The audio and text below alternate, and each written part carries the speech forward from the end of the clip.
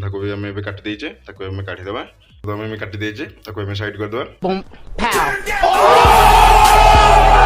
चलते आम तेल पकईक देवु कोबीटा कर तेल तो आम गरम हो पकईद जीरा लंका पिज लिवा पिजा छाड़ीदे मसला आम नहीं हलदी लंका गुंड चिकेन मसला गरम मसला जीरा पाउडर पानी देके गोलेदे